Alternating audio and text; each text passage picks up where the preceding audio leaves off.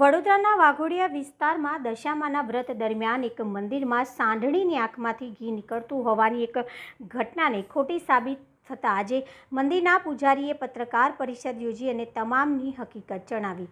સાંઢણીની આંખમાંથી ઘી નીકળવાની ઘટનામાં મોટી સંખ્યામાં શ્રદ્ધાળુઓ માતાજીના દર્શન કરવા માટે આ મંદિરમાં આવવા લાગ્યા હતા, પરંતુ હવે આખી ઘટના બોગસ હોવાનું સામે આવ્યું છે અને મંદિરની ભૂઈએ રૂપિયા કમાવા માટે પુત્ર સાથે મળીને આ તરકટ રચ્યું હોવાનો પર્દાફાશ થયો છે। સામાન્ય વૃત્તિ અને તર્ક ધરાવતી વ્યક્તિ પણ સમજી જાય કે માટીની બનેલી સાંઢણીના આકારની પ્રતિમાથી કદી ઘી નીકળે નહીં, પરંતુ ધર્મના નશામાં ભાન ભૂલેલી ભીડ આ ઘટનાને તાર્કિક દ્રષ્ટિકોણથી જોવાના બદલે તેને માતાજીનો ચમત્કાર સમજીને દર્શન કરવા માટે ઉમટી પડી હતી। હવે વિજ્ઞાન જાથાની ટીમે આ મંદિરમાં પહોંચીને તપાસ કરતા આખો મામલો બોગસ હોવાનું સામે આવ્યું છે। આ મંદિરની સેવા કરતી ભૂઈએ આજે મંદિરની પરિષદમાં પત્રકાર પરિષદ યોજી અને ધર્મ પર આંગળી કરનાર સામે કાનૂની કાર્યવાહી કરવામાં આવશે। એટલું જ કહેવા માગું કે ધર્મ ઉપર નહીં, આખી એના ઉપર, આપણા ગુજરાત ઉપર આ તો ભગવાનને કારો કલંક લગાડી દીધો કે આ જે વ્રત કરતા હોય ને આખી મૂર્તિ હટાવીને આમ ઉથલ પાથલ કરી દે, એ તો આપણા જે ભક્તો જ સહન કર્યું, બાકી કોઈ સહન શક્તિ કોઈનામ નથી કે આખી મૂર્તિ હટાવી શકે।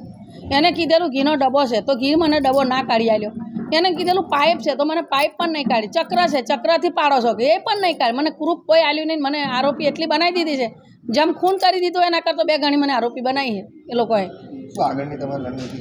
હું કરવાની તો છું જ અને આ કાર્યવાહી ચાલુ છે।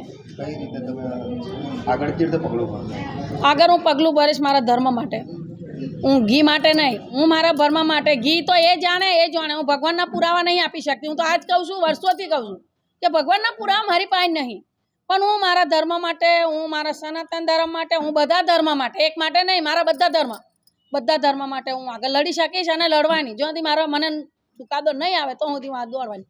એને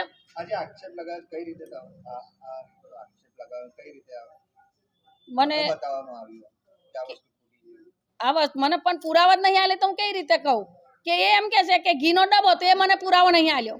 એવા સાચા પુરાવા તો તે દન પબ્લિકની લાખોય પબ્લિક હતું અને આજ એકલું નહીં, 12 મહિના પબ્લિક રહે।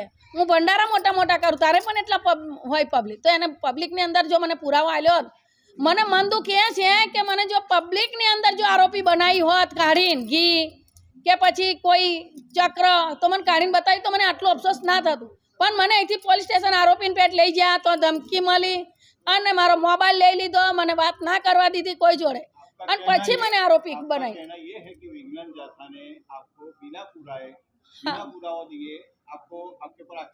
હા, વગર પુરાવે કર્યું અને આ કોઈના કહેવાતી છે।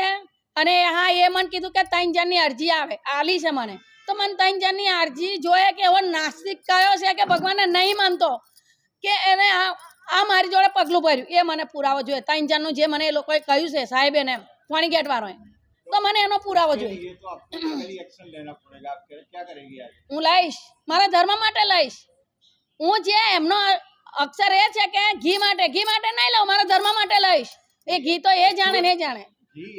आपकी जो बात वो सही है, लेकिन एग्जैक्टली प्रॉब्लम का सॉल्यूशन तभी आएगा कि वो जो घी का चमत्कार आप बोल रही है, घी निकल रहा है, उसको उन्होंने फेक बताया है।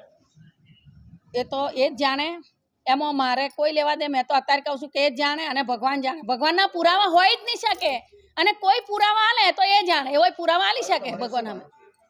સારું તો એક જ છે કે ભગવાનના પુરાવા ના હોય કોઈ। આખી દુનિયાની અંદર આટલું વરસ ચાલ્યું, 4 ખૂણાની અંદર ચમત્કાર હશે, તો બધે 4 ખૂણા ચમત્કાર છે, ત્યાંથી પુરાવા લાઈને હાલે ને, બધેથી હાલે, નહીંથી હાલે। 4 ખૂણા છે, એક ભગવાનને નહીં માનતા, ભક્તો બહુ છે દુનિયામાં।